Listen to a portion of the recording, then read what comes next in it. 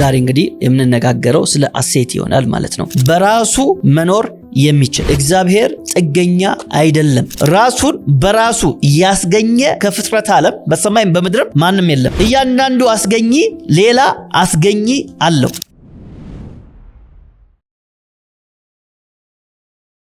ከእግዚአብሔር ከአባታችን ከጌታም ከኢየሱስ ክርስቶስ ጸጋ ሰላም ምሕረት በያላችሁበት ይብዛላችሁ። ቲዮሎጂ ክላሳችን ነው ተጀምሯል። ቲዮሎጂ ፕሮፐር ብለን ትምህርተ እግዚአብሔር ብለን እንግዲህ ስለ እግዚአብሔር እያጠና እንገኛለን።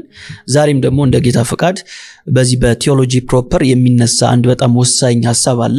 እሱም አሴቲ ተብሎ ይታወቃል። ዛሬ እንግዲህ የምንነጋገረው ስለ አሴቲ ይሆናል ማለት ነው። አሴቲ የሚለው ቃል የላቲን ቃል ሲሆን ትርጓሜው ምንድነው ካላችኝ from itself የሚል ትርጓሜ ያለው from itself የሚል ትርጓሜ ያለው ከራሱ እንደማለት ነው። ስለዚህ በአሴቲ ውስጥ የምንነጋገረው እግዚአብሔር በራሱ መኖር የሚችል ነው። ጥገኛ ያልሆነ የማንንም ድጋፍ የማይፈልግ በራሱ መኖር የሚችል የሚለውን ሐሳብ አሴቲ በሚለው በዚህ በቲዮሎጂካል ተርም ይገለጻል ማለት ነው። አሴቲ ተብሎ እንግዲህ ቲዮሎጂካል የሆነ ኮንሰፕት ነው። ስለሱ መጽሐፍ ቅዱሳችን ምን ይናገራል የሚለውንና በቤተክርስቲያን ታሪክ ውስጥ ደግሞ አባቶች ይህን ሐሳብ እንዴት አብራሩት የሚለውን በተወሰነ መንገድ ለማየት እንሞክራለን። እንግዲህ እንደምታውቁት ፍጥረት ሁሉ ጥገኛ ነው። ሰው ብትሉት መላእክት ብትሉት የትኛውም ነገር ብታነሱ በሰማይም በምድር ያለ ነገር ሁሉ ምንድነው? ጥገኛ ነው። በራሱ መቆም የሚችል የለም። በራሱ መቆም የሚችለው ማን ብቻ ነው? እግዚአብሔር ብቻ ነው። እግዚአብሔር ብቻ በራሱ መቆም የሚችል ሰልፍ ኤግዚስተንስ የሆነ በራሱ መኖር የሚችል እግዚአብሔር ብቻ ነው። ስለዚህ ስለ አሴቲ ስናወራ እነዚህ ተርሞች በጣም አስፈላጊ ነገሮች ናቸው። የመጀመሪያው ሰልፍ ኤግዚስተንስ። ሰልፍ ኤግዚስተንስ ምን ማለታችን ነው? ሰልፍ ኤግዚስተንስ ስንል በራሱ መኖር የሚችል በራሱ መኖር የሚችል። ሁለተኛው ደግሞ ኢንዲፔንደንት ነው እግዚአብሔር፣ ወይም ኢንዲፔንደንስ የሚል ቃል እንጠቀማለን። ምን ማለት ነው ይሄ? እግዚአብሔር ጥገኛ አይደለም። ጥገኛ አይደለም። እሱ ዲፔንደንት አይደለም፣ ኢንዲፔንደንት ነው። በማንም ላይ ጥገኛ አይደለም፣ በምንም ላይም ደግሞ ጥገኛ አይደለም። እኛ ሰዎች ጥገኞች ነን። በሆነ አካል ላይ እንጠጋለን፣ ደግሞ በሆነ ነገር ላይ እንጠጋለን። ሁለቱ ልዩነት አላቸው። ለምሳሌ እኛ በመጀመሪያ በእግዚአብሔር ላይ ጥገኞች ነን። እሱ መርሳት የለብንም። ገና የእግዚአብሔር እንዳለ ራሱ አላምንም የሚል ሰው ካለ ያ ሰው በምን ጥገኛ ነው? በሰው ላይ ጥገኛ ነው አይደል? በሰው ላይ ጥገኛ ነው። ለመኖር ሰው ያስፈልገዋል። ለመኖር ሰው ያስፈልገዋል። ሁሉ ሰው ያስፈልገዋል ለመኖር አይደል? ለምሳሌ ስራ ትሰራላችሁ። ስራ የምትሰሩት እኮ ለመኖር ነው አይደል? ገንዘብ ታገኛላችሁ፣ በዛ ምግብ መጠጥ ምናምን ትገዛላችሁ። ስለዚህ ከሰው ጋራ ኢንተራክሽን ያስፈልጋችኋል ማለት ነው። ነጋዴ ኮንክ እቃን የሚገዛልህ ሰው ያስፈልጋል። ሰራተኛ ኮንክ የሚቀጥር ሰው ያስፈልጋል። ስለዚህ ሰው በሰው ላይ ዲፔንዳንት ነው። ለምሳሌ ልጅ ደግሞ እያለን በማን ዲፔንዳንት ነበር? በቤተሰቦቻችን፣ በወላጆቻችን ወይም በአሳዳጊዎቻችን ላይ ጥገኞች ነበር። ስለዚህ ሰው በሰው ላይ ጥገኛ ነው፣ የትኛውም ሰው። ሁለት ሰው ደግሞ በምግብ ላይ ጥገኛ ነው። ሰው በአየር ላይ ጥገኛ ነው። ሰው በውሃ ላይ ጥገኛ ነው። ሰው በመሬት ላይ ጥገኛ ነው። ሰው በብርሃን ላይ ጥገኛ ነው። እነዚህ ነገሮች ያስፈልጉታል። ሰው ሆኖ እንዲቀጥል መሬት ያስፈልገዋል አይደል?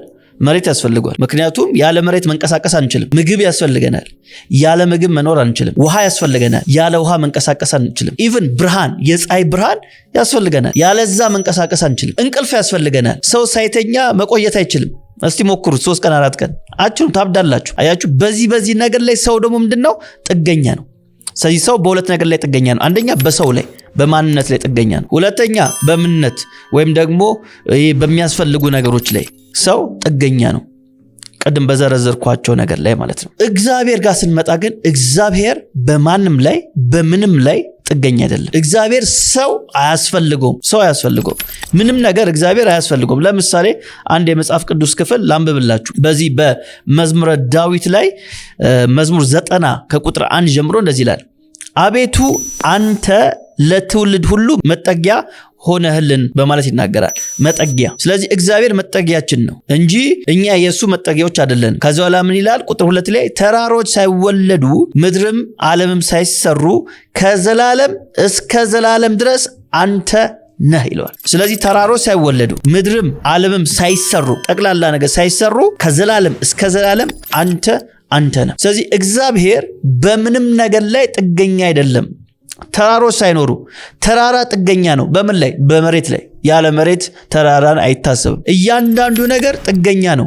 እግዚአብሔር ጋር ስንመጣ ግን እነዚህ ነገሮች ሁሉ ሳይኖሩ አንተ ነህ። ሰው ለመንቀሳቀስ ምን ያስፈልጓል? ስፔስ ያስፈልጓል፣ ቦታ ያስፈልጓል። ኢቭን መላእክት ራሳቸው ለመንቀሳቀስ ለመኖር ቦታ ያስፈልጋቸዋል። ያለ ቦታ መሆን አይችሉም። በሰማያት ይኖራሉ። እግዚአብሔር ሰማይን ከፈጠረ በኋላ ነው መላእክትን የፈጠረው። ልክ አሳን ከመፍጠሩ በፊት ውሃን እንደፈጠረ ውሃን ፈጥሮ ነው አሳን የፈጠረው አይደል? መኖሪያውን እግዚአብሔር መጀመሪያ ያዘጋጃል። ከዛ ውስጥ የሚኖሩትን ደግሞ እግዚአብሔር ይፈጥራል። ስለዚህ ውሃን ፈጠረ እግዚአብሔር። ከዛ በኋላ ምን ፈጠረ? ከውሃው አሳዎችን ፈጠረ። ስለዚህ እግዚአብሔር ሰማያትን ፈጠረና በሰማያት የሚኖሩ መላእክቶችን ፈጠረ። ፀሐይን፣ ጨረቃን ፈጠረ፣ ከዋክብትን አስገኘ። ስለዚህ መላእክት እንኳን ለመኖር ምን ያስፈልጋቸዋል? ስፔስ ያስፈልጋቸዋል፣ መኖሪያ ያስፈልጋቸዋል። እግዚአብሔርስ መኖሪያ የለውም፣ ከሁሉ ነገር ውጪ ነው እግዚአብሔር። ስለዚህ ከዘላለም እስከ ዘላለም ድረስ አንተ ነህ በማለት መዝሙረ ዳዊት ምዕራፍ 90 ቁጥር 2 ላይ እናገኛለን። ስለዚህ ስለ እግዚአብሔር ስናወራ አሴቲ የሚለውን ቴዎሎጂካል ተርም ስንጠቀም የመጀመሪያው ምን ያልኳችሁ ሰልፍ ኤግዚስተንስ በራሱ የሚኖር የሚለውና ኢንዲፔንደንት ነው ወይም ኢንዲፔንደንሲ የሚሉ ሁለት ሐሳቦች በጣም አስፈላጊ ነገሮች መሆናቸውን መረዳት አለ። ይህን ካል ወደ መጽሐፍ ቅዱስ ሐሳብ ደግሞ የበለጠ ገብተን በመጀመሪያ በዚህ በዘጸአት ምዕራፍ 3 ላይ አንድ ሐሳብ እናገኛለን። ይህን አሴቲ የሚለውን ቃል የሚያብራራልን ቁጥር 13 ላይ እንደዚህ ይላል። ሙሴም እግዚአብሔርን እነሆ እኔ ወደ እስራኤል ልጆች በመጣው ጊዜ የአባቶቻችሁ አምላክ ወደ እናንተ ላከኝ ባልኩም ጊዜ ስሙስ ማን ነው ባሉኝ ጊዜ ምን እላችኋለሁ አለው።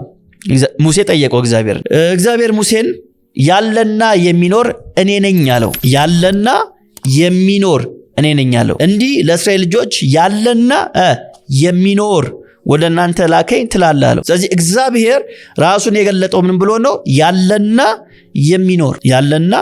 የሚኖር በማንም ላይ ጥገኛ ያልሆነ አስገኝ የሌለው ያለ ደግሞስ ኢንዲፔንደንት የሆነ ጥገኛ ያልሆነ በማንም ላይ የሚኖር ብለ ነገራቸው በማለት በዚህ በዘጸአት ምዕራፍ 3 ላይ ሐሳቡን እናገኛለን ማለት ነው። ስለዚህ እግዚአብሔር ያለና የሚኖር እንደሆነ ስንረዳ ምንድነው የምንረዳው ከተባለ እግዚአብሔር ከፍጥረቱ የተለየ ነው።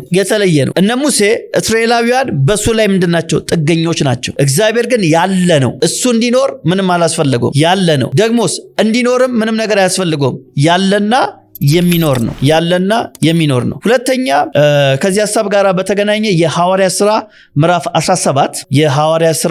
ምዕራፍ 17 ላይ እንደዚህ የሚል ቃል እናገኛለን። ቁጥር 24 ላይ እንደዚህ ይላል። ዓለሙንና በእርሱ ያለውን ሁሉ የፈጠረ አምላክ እርሱ የሰማይና የምድር ጌታ ነውና እጅ በሰራው መቅደስ አይኖርም። አያችሁ አይደል? መኖሪያ እግዚአብሔር አያስፈልገውም፣ በራሱ ብቁ ነው። ስለዚህ እሱ ዓለሙንና በእርሱ ያለውን ሁሉ የፈጠረ አምላክ ስለሆነ የሰማይና የምድር ጌታ ነውና እጅ በሰራው መቅደስ አይኖርም። እርሱም ሕይወትንና እስትንፋስን ሁሉንም ለሁሉ ይሰጣልና እርሱ ያለና የሚኖረው እርሱ ሕይወትንና እስትንፋስን ሁሉንም ለሁሉ ይሰጣልና። ስለዚህ ይሄ አምላክ ሁሉን ለሁሉ ይሰጣል፣ ሕይወትን ለሁሉ ይሰጣል። እሱ ግን ከማንም ሕይወት አይቀበልም። ያደርጋል፣ አይደረግም፣ ይፈጥራል፣ አይፈጠርም። አሴቲ ስንል እሱን በራሱ የሚኖር ሰልፍ ኤግዚስተንስ የሆነ ሕይወትን ግን ለሰዎች የሚሰጥ ለመላእክት የሚሰጥ ለየትኛውም ነገር የሚሰጥ ነው። ሕይወትና እስትንፋስን ሁሉንም ለሁሉ ይሰጣልና አንዳች እንደሚጎድለው በሰው እጅ አይገለገልም ይላል። ምንም ጉድለት የለበትም። እግዚአብሔር እኛን ሲፈጥረን የሆነ ነገር ጎሎት እኛ እንድንሞላለት አይደለም። የፈጠረን ለራሳችን ጥቅም ነው እንጂ ለሱ ጥቅም አይደለም። ስለዚህ ይሄ በሐዋርያት ሥራ ምዕራፍ 17 ላይ በጣም እጅግ ወሳኝ የሆነውን ሐሳብ እናገኛለን። ስለዚህ የሰው ልጅ ጥገኛ ነው። ከእግዚአብሔር የተቀበለው ነገር አለ። ሕይወትን ተቀብሏል፣ እስትንፋስን ተቀብሏል። እግዚአብሔር የተቀበለው አንዳች ነገር የለም። ስለዚህ እግዚአብሔር ያለና የሚኖር ነው ደግሞ ስንል ሌላው ምን ማለታችን ነው ከተባለ በዚህ በአንደኛ ጢሞቴዎስ ምዕራፍ 6 ቁጥር 16 ላይ እንደዚህ ይላል። እርሱ ብቻ የማይሞት ነው። ማንም ሊቀርበው በማይችል ብርሃን ይኖራል። አንድ ሰው እንኳን አላየውም፣ ሊያየውም አይቻለውም። ለእርሱ ክብርና የዘላለም ኃይል ይሁን አሜን ይላል። አሜን። እርሱ ብቻ ምን ማለት ነው? የማይሞት ነው። የእግዚአብሔር ባህሪ የሚሞት አይደለም። አምላክ ምን አይልም? አይሞትም። እርሱ ብቻ ምን አይልም? አይሞትም። ማንም ሊቀርበው በማይችል በብርሃን ይኖራል፣ በራሱ ብርሃን ይኖራል። ስለዚህ ማንም ሊጠጋው አይችልም፣ ማንም ሊያኖረው አይችልም፣ ማንም ሊገለው አይችልም። እሱ ብቻ ምንም አይል ነው የማይሞት ነው። ስለዚህ እግዚአብሔር በራሱ ህልው የሆነ በራሱ የሚኖር ኢንዲፔንደንት የሆነ በማንም ላይ ጥገኛ ያልሆነ አምላክ ነው። በማንም ላይ ጥገኛ ያልሆነ አምላክ ነው። ስለዚህ ማንም ሊቀርበው በማይችል ብርሃን ውስጥ ምን ያደርጋል? ይኖራል። እኛስ ዲፔንደንት ነን፣ ጥገኞች ነን። ስፔስ ያስፈልገናል፣ ጊዜ ያስፈልገናል አይደል? ቅድም እንዳልኳችሁ አየር ያስፈልገናል፣ ኦክሲጅን ያስፈልገናል፣ መተንፈስ ያስፈልገናል። እሱ ብቻ አይደለም፣ በውስጣችን ያሉ ኦርጋኖች በአግባቡ ሊሰሩ ይገባል። እናንተ በህይወት እንድንቆይ ጨጓራችን በሉት፣ ኩላሊታችን፣ ልባችን በሉት፣ አይምሯችን፣ እነዚህ ነገሮች በትክክለኛው መንገድ በተፈጠሩበት መንገድ ፋንክሽን ሊያደርጉ ይገባቸዋል። ካልሆነስ ኩላሊቶች ፌል ቢያደርጉ አትኖርም። ልብ ቢያቆም አትኖርም። አይምሮ ዴድ ከሆነ ዝም ብለህ ተተነፍሳለህ እንጂ መኖር አትችልም። አየው። ስለዚህ እንኳን ሌላው ነገር ይቅርና ውስጣችን ባሉ ነገሮች እንኳን ዲፔንደንት ነን። በኩላሊት ላይ ጥገኛ ነን፣ በጨጓራ ላይ ጥገኛ ነን። አያችሁ፣ ኢቭን በጣቶቻችን ላይ ጥገኞች ነን አይደል? ጣትም ልክ ባልሆነ መንገድ ቢቆረጥ ወይም ደግሞ የሆነ ነገር ቢወጋችሁ፣ ለምሳሌ የዛገ ሚስማር ቢወጋችሁና ትክክለኛ የሆነ ትሪትመንት ካላገኛችሁ ልትሞቱ ትችላላችሁ አይደል? ልትሞቱ ትችላላችሁ፣ ልትመረዙ ትችላላችሁ። እና ትንሽዬ ሚስማር ወቅታ ልትገል ትችላለች፣ በትንታ ልትደፋ ትችላለች። በዚህ ደረጃ የሰው ልጅ ምንድነው? ጥገኛ ነው። እግዚአብሔር ብቻ የማይሞት ነው። እግዚአብሔር ብቻ የማይሞት እንደሆነ መጽሐፍ ቅዱሳችን ይነግረናል። ጥሩ።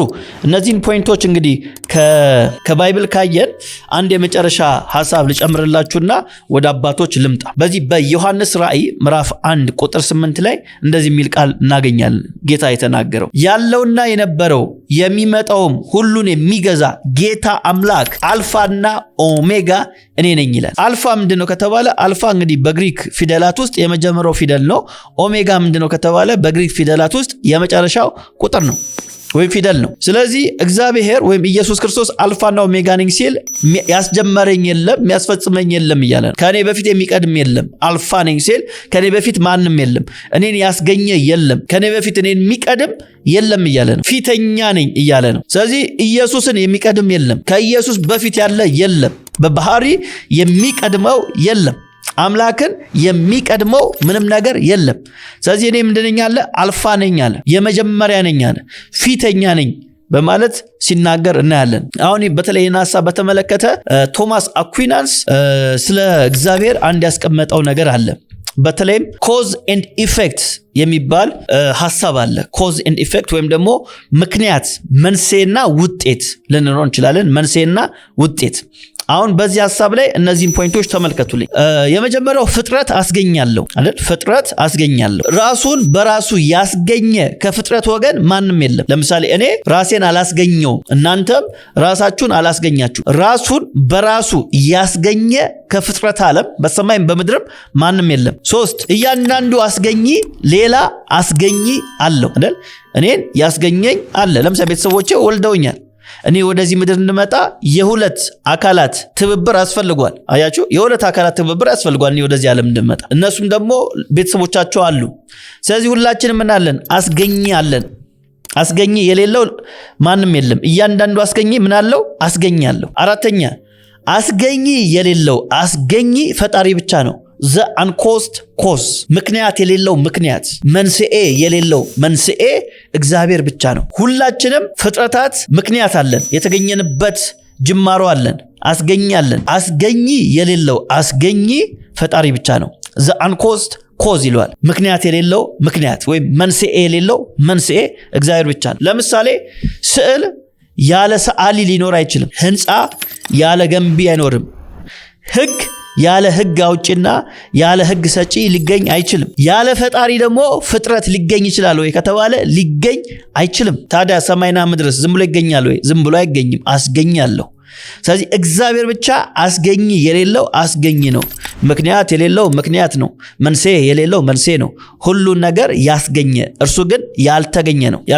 ስለዚህ መንስኤ ያለው ለፍጥረት፣ መንስኤ ካለው ደግሞ ምን አለው? ውጤት አለው። ስለዚህ መንስኤና ውጤትን ስናይ አንደኛ ፍጥረት ሁሉ በኮዝ ነው የጀመረው፣ በምክንያት ነው የተጀመረው ወይም የጀመረው። ምክንያት ካለው ወይም ኮዝ ካለው ደግሞ ከመኖሩ በፊት አልነበረም ማለት ነው አይደል? ሰማይ የሆነ ጊዜ ነው የመጣው። ስለዚህ ከመምጣቱ በፊት አልነበረም ማለት ነው።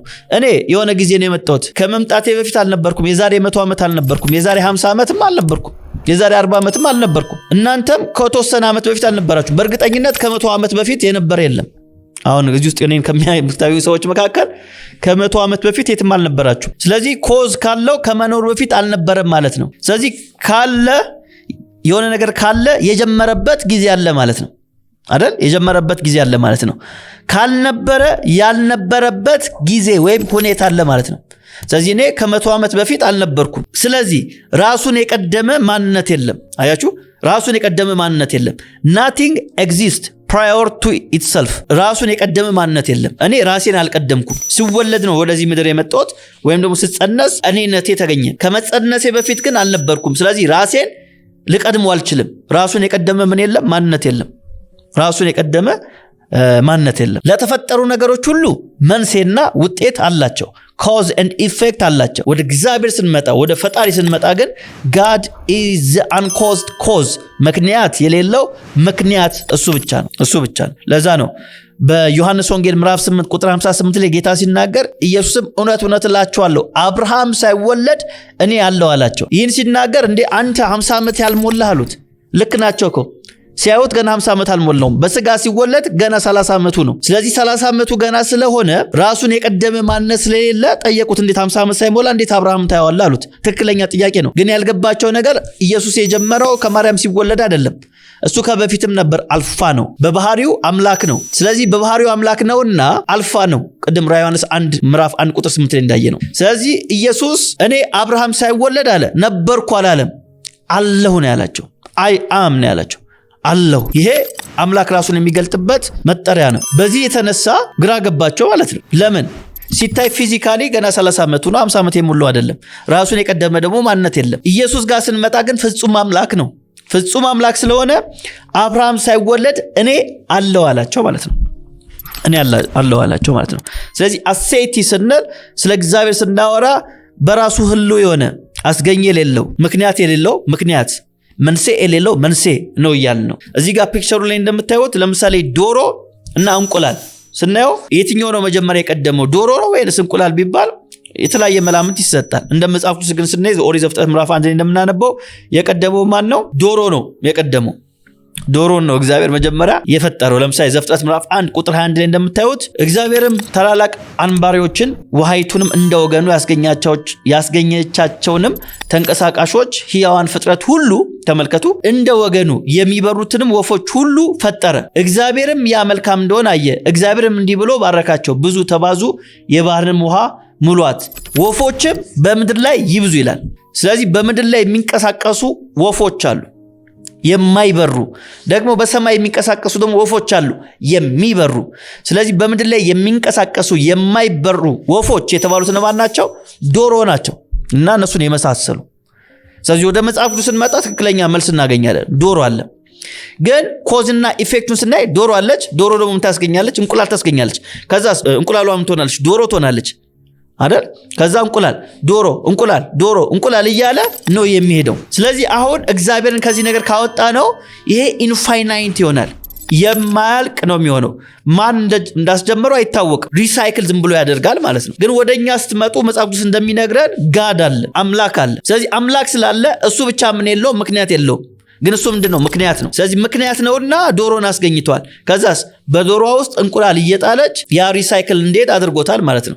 ስለዚህ እግዚአብሔር ብቻ ሴቲ ስንል በራሱ መኖር የሚችል ነው። ዶሮ ግን እንቁላል ጥላለች፣ ከዛ ዶሮ የዶሮን ዘር ታስቀጥላለች ማለት ነው። እግዚአብሔር ግን በራሱ የሚኖር የማንም ጥገኛ ያልሆነ ሰልፍ ኤግዚስተንስ የሆነ በራሱ የሚኖር ነው ማለት ነው።